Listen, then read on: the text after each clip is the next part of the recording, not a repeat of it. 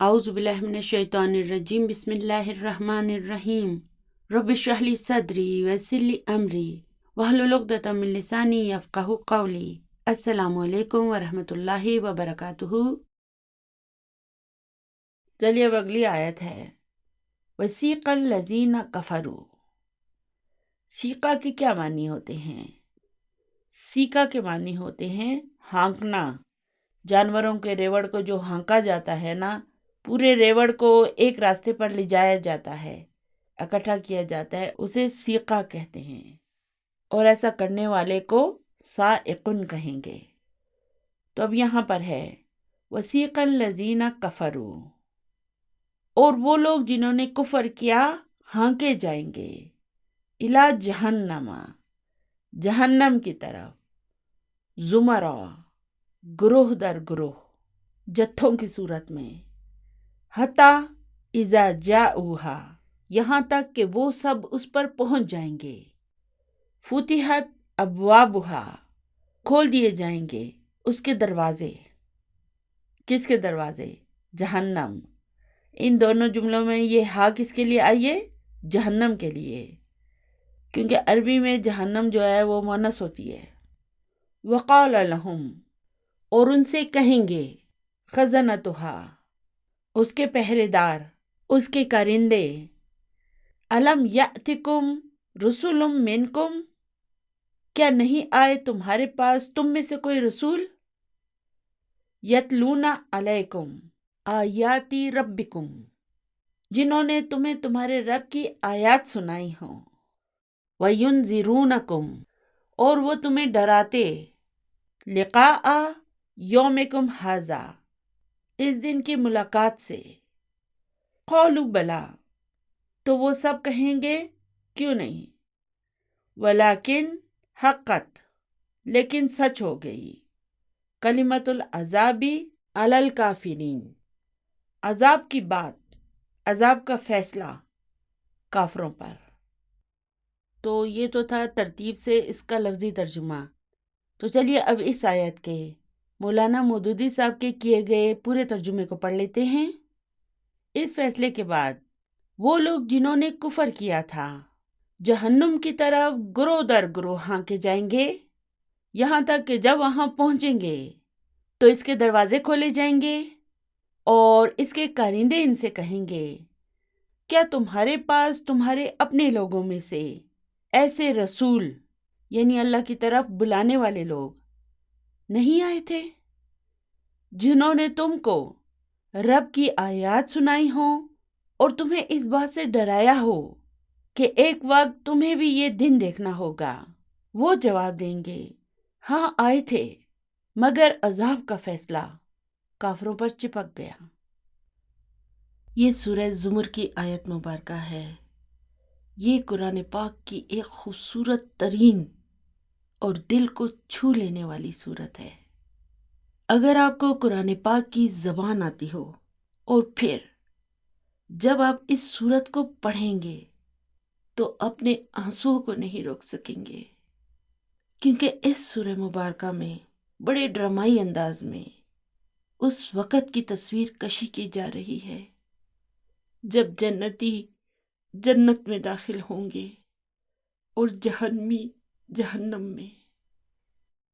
میں بھی اللہ تعالیٰ کے فضل و کرم سے ہر لیلۃ القدر پر اس سورہ مبارکہ کو عبرت کے لیے ضرور پڑھتی ہوں، اور ہمیشہ اسے پڑھتے ہوئے میں اپنے آنسوؤں کو روکنے میں ناکام رہتی ہوں۔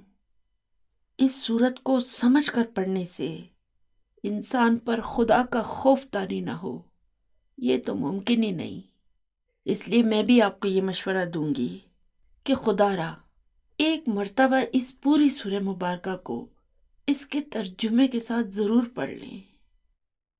تو اب اس آیہ مبارکہ میں اس منظر کو بیان کیا جا رہا ہے جب جہنم والوں کو جہنم کی طرف ہانکا جا رہا ہوگا، یعنی کہ لے جایا جا رہا ہوگا، اور پھر جہنم کے داروغہ، اس کے کارندے ان سے سوال کریں گے کہ کیا تمہارے پاس تمہیں میں سے اللہ کا پیغام پہنچانے والا کوئی نہیں آیا تھا؟ جو تمہیں اللہ کی آیات پڑھ کر سناتا اور تمہیں اس دن کی ملاقات سے ڈراتا۔ دیکھیں، ہر انسان کے پاس کوئی نبی یا رسول بذات خود تو نہیں پہنچ سکتا نا۔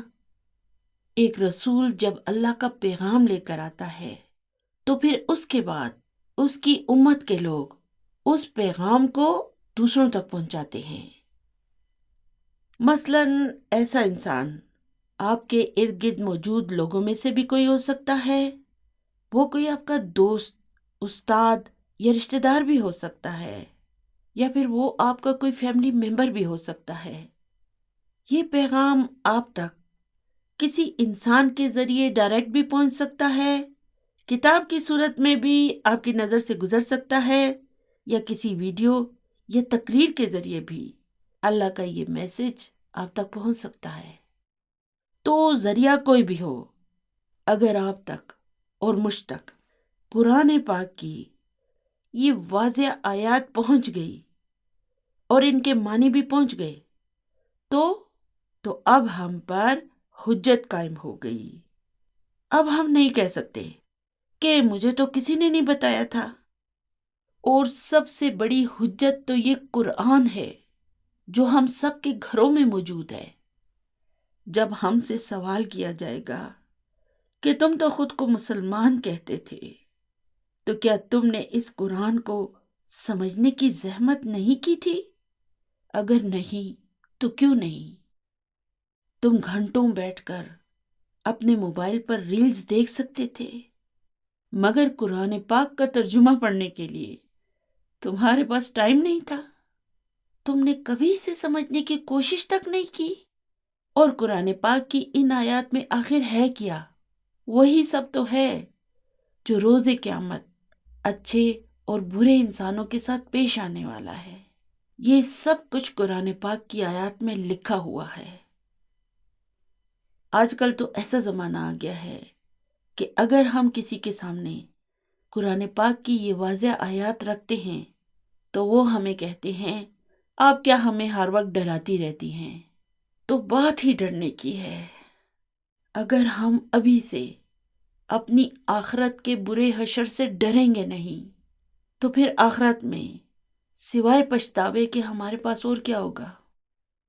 تو اس آیت میں ہمارے لیے یہ میسج ہے کہ ہمیں اللہ کے کلام کو، اس قرآن پاک کو پوری سنجیدگی سے لینا ہوگا، اسے سمجھنا اور اس پر غور کرنا ہوگا۔ یہ قرآن کوئی مذاق نہیں ہے، یہ ہماری آخرت کا سوال ہے۔ جس طرح ہم دنیا کے کاموں کو اہمیت دیتے ہیں، اس سے 1000 گنا زیادہ ہمیں اپنی آخرت کو اہمیت دینی چاہیے۔ اللہ تعالیٰ کے اس سسٹم کو سمجھنا چاہیے، اس کے لیے محنت اور کوشش کرنی چاہیے، کیونکہ انسان کی آخرت ہی اس کی اصل زندگی ہے۔ وما علینا الا البلاغ۔ السلام علیکم ورحمۃ اللہ وبرکاتہ۔